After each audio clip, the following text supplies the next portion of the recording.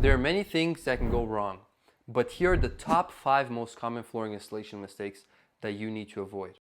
The first and most important step is preparing the subfloor. Do not skip this step.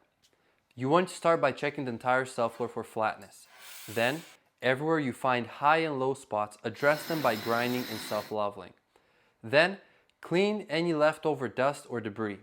If you want to do it right, this is what it takes. You can also learn more about this step in this video here. The next mistake is measuring incorrectly. This one's huge. Always measure your space twice, length and width, and always order 10 to 15% extra material to account for waste and mistakes. Mistakes will be made whether it's a bad cut or a mismeasurement. You don't want to run out of material with no way to finish the job. It's not going to be fun.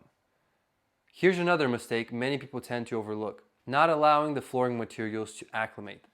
You need around 24 to 72 hours for your flooring materials to adjust to the room's temperature and humidity. Although for some materials it's more important than others. For example, hardwood needs to be anywhere from 8 to 11% moisture content here on the East Coast before it's installed. The next mistake is not using the proper installation techniques. Specifically, not staggering the flooring planks correctly and not leaving expansion gaps. When laying down flooring, it needs to be staggered in a random pattern, not in a stair-step pattern. This weakens the floor and looks unprofessional.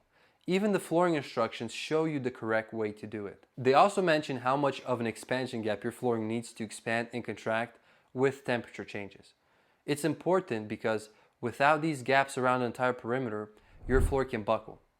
The final mistake is about transitions. Make sure you watch some videos on how to install flooring through a doorway, so that you don't end up having to put a transition strip in every door.